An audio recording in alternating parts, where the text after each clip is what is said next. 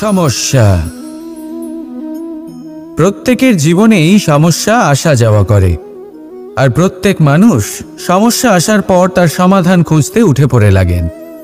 কিন্তু যখনই সমস্যার সমাধান হয়ে যায়, আমরা সুপ্রসন্ন হয়ে যাই এবং অসাবধানও হয়ে যাই।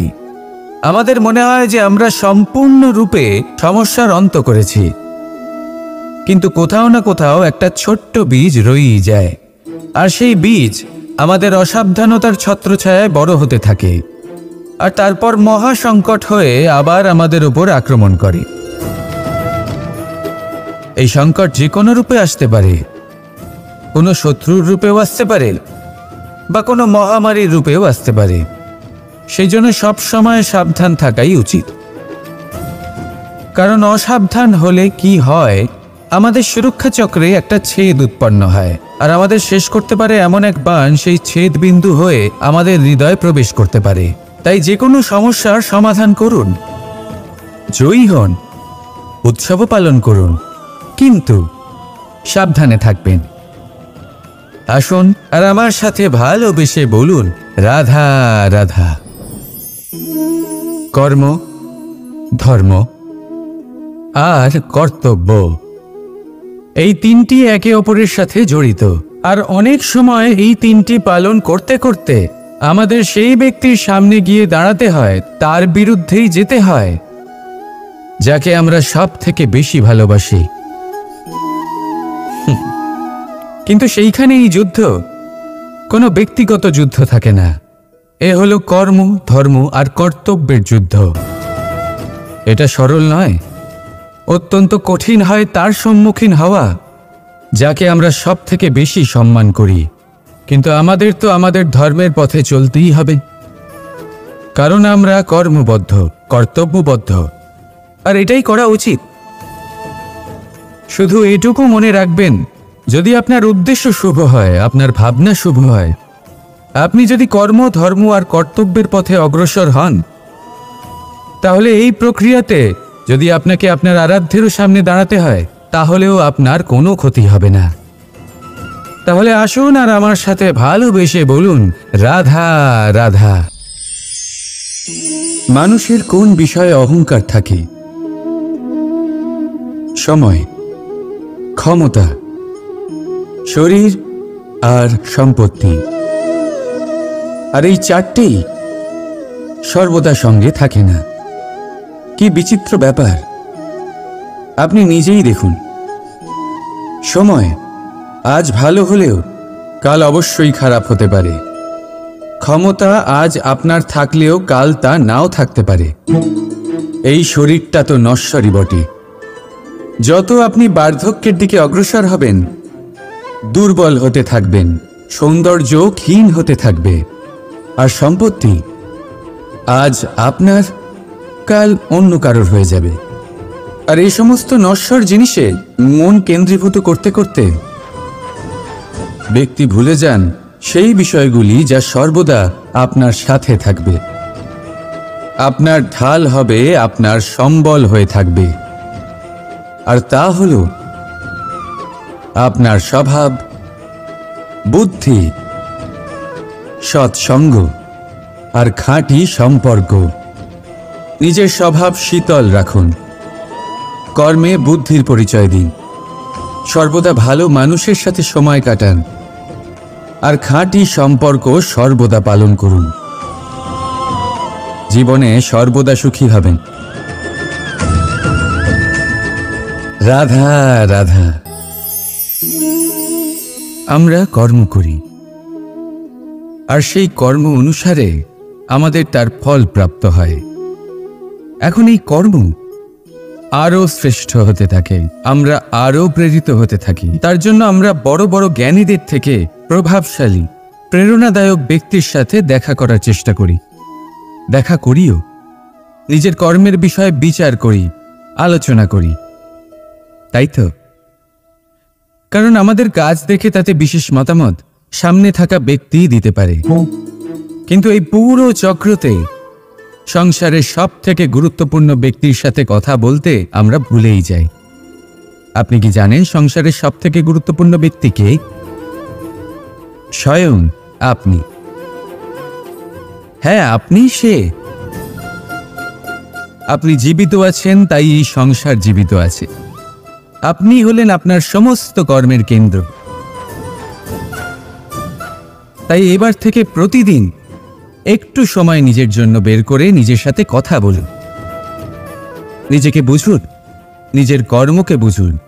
কিছু প্রশ্ন আসবে, কিছুর উত্তর পাবেন। আরও কিছু প্রশ্ন আসবে যার উত্তর আপনি অবশ্যই পাবেন, কিন্তু এটা করবেন অবশ্যই, নয়তো আপনি এই সংসারের সব থেকে গুরুত্বপূর্ণ ব্যক্তির সাথে দেখা করার সুযোগই হারিয়ে ফেলবেন। এবার বলুন, আপনি কি এরকম চাইবেন? রাধা রাধা, প্রেম, ঘৃণা, এই দুই হলো একই শব্দ। কিভাবে? দেখুন না, দুটোতেই আড়াই অক্ষর রয়েছে। দুটোই হলো সেই অনুভূতি যা আমাদের মনের সাথে জড়িত, আর এই দুই অনুভূতির সাথেই জড়িত মানুষ আমাদের জন্য গুরুত্বপূর্ণ। পার্থক্য শুধু এটাই যে প্রেম পায় সম্মান আর ঘৃণাকে করা হয় অবজ্ঞা। এরকম কেন? কারণ প্রেম হলো সেই অনুভূতি যেখানে মানুষ সব কিছু দিয়ে দিতে চায়, সব কিছু লুটিয়ে দিতে চায়। সেখানে ঘৃণা হলো এমন অনুভূতি যেখানে মানুষ সব কিছু কেড়ে নিতে চায়, সব কিছু জিতে নিতে চায়। তাও প্রেমের অনুভূতি কখনো আপনাকে হারতে দেয় না, আর ঘৃণার অনুভূতি কখনো আপনাকে জিততে দেয় না। এবার কি করবেন আপনি? একটাই জীবন। ঘৃণার সাথে বাঁচবেন নাকি প্রেমের সাথে? আমি তো প্রেমকেই চয়ন করব। রাধা রাধা। পাওয়া এবং হারিয়ে ফেলা, এই দুই হলো জীবনের অভিন্ন অঙ্গ। আমরা যেমন কিছু পেয়ে থাকি, তেমন কিছু হারিয়েও থাকি। কিছু স্বপ্ন সার্থক হয়, আবার কিছু লক্ষ্য অপূর্ণই থেকে যায়। জীবনে এটা হয়েই থাকে, প্রত্যেকের জীবনেই এটা হয়ে থাকে। কিন্তু কারোর সাথে দেখা হলে আমরা কি ধরনের কথা বলি? আমরা সেই কথাই বলি যা আমরা হারিয়েছি। নিজেও দুঃখ পাই, আবার সামনের মানুষটাকেও দুঃখ দিই। তার থেকে অন্যরকম কিছু করার চেষ্টা করুন, ধনাত্মক চিন্তা করার চেষ্টা করুন। মন সেদিকেই দিন। স্মরণ শুধুমাত্র তাকেই করুন, গুরুত্ব তাকেই দিন যিনি আপনার কাছে রয়েছেন। যিনি আপনার কাছে নেই তার আশায় কষ্ট কেন পাচ্ছেন আপনি? সেগুলিকেই প্রাধান্য দিন যা আজ এখন বর্তমানে আপনার কাছে রয়েছে। যেমন আমি কংস মামাকে স্মরণ করি না, যিনি আমার ছেলেবেলা নষ্ট করে দিয়েছেন। আমি স্মরণ করি আমার যশোদা মাকে, আমার বলরাম দাদাকে, আমার রাধাকে, যারা আমার জীবনকে ভরিয়ে তুলেছেন। আপনিও ঠিক এটাই করুন, আর আমার সাথে ভালোবেসে বলুন, রাধা রাধা। কথায় বলা হয়, জীবনে ভালোবাসাই হলো সুখের মূল। এটা সত্য। এবার প্রশ্ন হলো এটাই যে এই ভালোবাসা কার সাথে করা উচিত? যদি আপনি কিছুক্ষণের জন্য সুখ পেতে চান, তাহলে ভালোবাসুন নিজের রুচি মতো। যদি আপনি কিছুদিনের জন্য সুখ পেতে চান, ভালোবাসুন নিজের বন্ধুদের। যদি আপনি কয়েক মাসের জন্য, কয়েক বছর বা অনেক বছরের জন্য সুখী হতে চান, তাহলে ভালোবাসুন নিজের পরিবারকে, মাতা পিতা, নিজের সন্তান, স্বামী স্ত্রী, নিজের আত্মীয়দের। কিন্তু যদি আপনি চিরকালের জন্য সুখী হতে চান, তাহলে ভালোবাসতে হবে শুধু নিজের কর্মগুলিকে। কারণ সম্পর্ক যেমনই হোক না কেন, কখনো না কখনো ভেঙে যাবেই। এই সংসার হলো এমনই যে যাদের সঙ্গ আমরা পাই, তাদের সঙ্গ একদিন ত্যাগ করতে হয়। শুধু কর্মই হলো এমন এক সঙ্গ যা কখনো আপনাকে ত্যাগ করবে না। আপনার মৃত্যুর পরেও এই কর্ম আপনাকে বাঁচিয়ে রাখবে। তাই সবসময় মনে রাখবেন, এই কর্ম ধর্ম মনে করে পালন করা উচিত। জীবনের শেষ মুহূর্ত পর্যন্ত কর্মকে ভালোবাসুন। জীবনের শেষ মুহূর্ত পর্যন্ত সুখে থাকবেন। আর আমি তো সবসময় বলি, শুধু কর্ম করতে থাকো, ফলের চিন্তা করো না। তাহলে আসুন আর আমার সাথে ভালোবেসে বলুন, রাধা রাধা। সদিচ্ছা। দেখতে গেলে 3 অক্ষরে তৈরি এই শব্দ, কিন্তু সমস্ত ত্রিলোক তার উপরেই আধারিত। আপনি এই সংসারে এসেছেন, তখন অবশ্যই শ্বাস নেবেন, কিন্তু তার বদলে আপনাকে কিছু তো দিতেই হবে। আপনার উপর নির্ভর করছে আপনি কি দেবেন। কি দেবেন এই সংসারকে, এই সমাজকে, নিজের পরিবারকে, আর তার বদলে কি নেবেন? যশ নাকি অপযশ? দেখুন, এক ছিল রাবণ, যে কিনা সমুদ্র পার করল সীতাকে অপহরণ করার জন্য, আর এক ছিলেন রামচন্দ্র, যিনি সমুদ্র পার করেছিলেন, সেতু বানিয়ে গিয়েছিলেন সীতাকে ফিরিয়ে নিয়ে আসার জন্য। দুজনেই সমুদ্র পার করেছিলেন, শুধু পার্থক্য ছিল সদিচ্ছাকে বোঝার, লক্ষ্যের। অনেক মানুষের যাত্রা একরকম হতেই পারে, কিন্তু আনন্দ তখনই লাভ করবেন যখন লক্ষ্য শুভ হবে, মহান হবে। এই লক্ষ্য দিয়ে এই সংসারের কল্যাণ হবে এবং মানুষের সম্মান হবে। যদি আপনার সংকল্প উচিত হয়, তাহলে আপনার লক্ষ্য উচিতই হবে, নয়তো শুধুমাত্র বিনাশ হবে। আর উচিত এটাই হবে যে বিনাশের হাত থেকে যেন নিজেকে বাঁচানো যায়, কি বলেন? তাই জীবনে যে লক্ষ্য স্থির করছেন, মনে রাখবেন তা যেন শুভ লক্ষ্য হয়। যদি এরকম হয়, তাহলে আপনার যাত্রা, আপনার জীবন দুটোই শুভময় হবে। আসুন আর আমার সাথে ভালোবেসে বলুন, রাধা রাধা।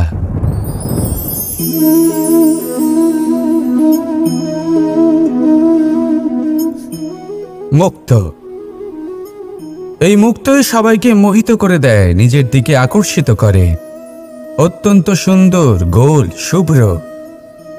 মুক্ত দ্বারা নির্মিত আভূষণ, তা হয়তো সে মুকুটই হোক বা কোনো স্ত্রীর অলংকার, তাকে আরো সুন্দর করে তোলে, তাকে আরো সুন্দর দেখতে লাগে।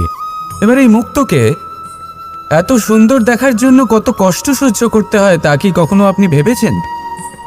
এই মুক্ত ঝিনুক থেকে বের করা হয়।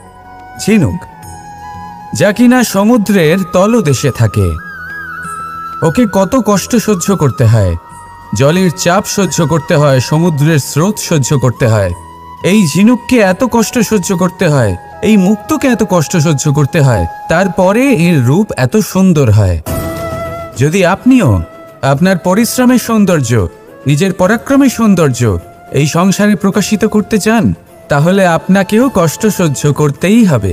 তাই জীবনে যখনই সংকট আসবে, বিপদ আসবে, সমস্যা আসবে, তখন একে সুযোগ হিসেবে গ্রহণ করুন। কারণ এই বিপদের সাথেই লড়াই করে আপনি মুক্তর মতোই পরিশুদ্ধ হয়ে উঠবেন।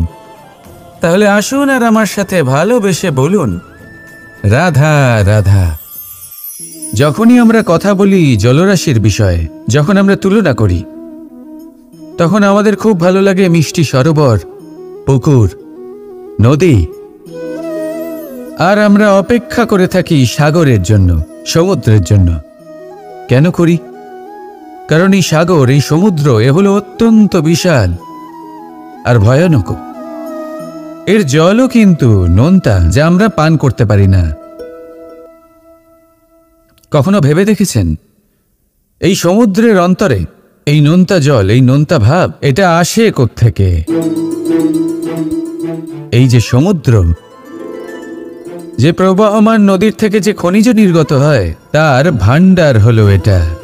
সেই খনিজকে নিজের অন্তরে গ্রহণ করে, সেই নোনতা ভাব নিজের মধ্যে সমাহিত করে, আর তারপর সেই নোনতা জল বাষ্পে পরিণত হয়ে ওপরে উঠে যায়, যা মেঘ হয়ে আপনার ওপর মিষ্টি বৃষ্টি হয়ে ঝরে পড়ে। এ হলো সমুদ্রের ত্যাগ, যার জন্য আপনি মিষ্টি জল পান করতে পারছেন, সে নদী থেকেই হোক বা সরোবর থেকে। সেই জন্যই হয়তো সাগর হলো এত মহান, হয়তো সেই জন্যই রত্ন সাগরে পাওয়া যায়। তাই মনে রাখবেন, ক্ষমতা তারই হয় যে ত্যাগ করতে জানে, কোনো বিষকে নিজের মধ্যে ধারণ করে নিতে জানে।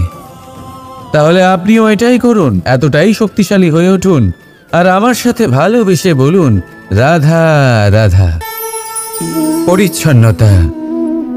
বর্তমানের এই প্রজন্ম আগের প্রজন্মের এই যে অতি শুদ্ধতার অভ্যেস ছিল, তা নিয়ে ঠাট্টা করে। তাকে মূর্খতা মনে করে। বুঝতেই পারে না কেন। আমাদের মা, ঠাকুমা, দিদিমা এদের দেখেছি সকালে উঠে সবার আগে স্নান করেন। কেন? বুঝতেই পারে না। কেন কথায় কথায় বারান্দা উঠোন পরিষ্কার করা হয়? বুঝতেই পারে না। অনেক মানুষজন এটাকে ধার্মিক এবং অন্ধবিশ্বাস বলে, কিন্তু যদি আমি আপনাকে সত্যি কথা বলি, প্রত্যেক ধর্ম বিজ্ঞানসম্মত। প্রত্যেক কাজের পেছনে বৈজ্ঞানিক সত্যতা লুকিয়ে রয়েছে, কিন্তু প্রত্যেক মানুষ সেই নিয়ে কতটা ভাবেন, কতটা বোঝেন আর কি পদক্ষেপ নেন তা হলো আলাদা এবং অত্যন্ত গুরুত্বপূর্ণ, কিন্তু তা হলো বিজ্ঞানসম্মত। আজও যখন আমি আগে বাড়ি যাই, মা সবার আগে আমার হাত পা ধুয়ে দেন, তারপর সবকিছু। তাই আপনি পরিচ্ছন্ন থাকুন, তাহলে আপনি সুস্থ থাকবেন। তখনই আপনার মনে ভক্তিভাব আসবে, তখনই এই সমগ্র সংসারকে সামলানোর শক্তি অর্জন করতে পারবেন। তাহলে পরিচ্ছন্ন থাকুন, সব ভালো থাকবে। রাধা রাধা। এটা দেখতে পাচ্ছেন? আপনি নিশ্চয়ই জানেন এটা কি। এটা বড়ই বিচিত্র এক বস্তু। এটা হলো কয়লা। আমি একে বিচিত্র এই কারণে বলছি, ভেবে দেখুন, যদি এটা গরম হয় আর আপনি এটাকে ধরে ফেলেন, এটা আপনার হাত পুড়িয়ে ফেলবে। আর যদি এটা ঠান্ডা হয় আর আপনি এটা ধরেন, তাহলে এটা আপনার হাতে কালি লাগিয়ে দেবে। অর্থাৎ যে কোনো পরিস্থিতিতেই, যে কোনো রূপেই থাকুক না কেন, গরম হোক অথবা ঠান্ডা, এটা কোনো না কোনোভাবে আপনার ক্ষতি অবশ্যই করবে। এরকমই হয় খারাপ মানুষজন, বদসঙ্গ, ঠিক কয়লার মতো। আপনি যদি কিছু নাও করেন, যাই হয়ে যাক, এরা যদি আপনার কাছে থাকে, তাহলে কোনো না কোনোভাবে জীবনে আপনার কোনো না কোনো ক্ষতি অবশ্যই হবে। তাই নিজের জীবনে সবসময় সঙ্গতের নির্ণয় অত্যন্ত ভেবেচিন্তে করবেন। রাধা রাধা। ইচ্ছে, সিদ্ধান্ত আর নিশ্চয়তা, এই শব্দগুলো আমরা আমাদের জীবনে অনেকবার শুনেছি, তাই না? জীবনে অনেক সময় অনেক কিছু পেতে খুবই ইচ্ছে করে, কিন্তু শুধু ইচ্ছে হলেই কি সবকিছু পাল্টায়? সবকিছু পাওয়া যায়? অনুর্বর জমিতে বাস করা ব্যক্তির মনে ইচ্ছে হয় যেন সে শীতল জল পায়, কিন্তু সে পায় না।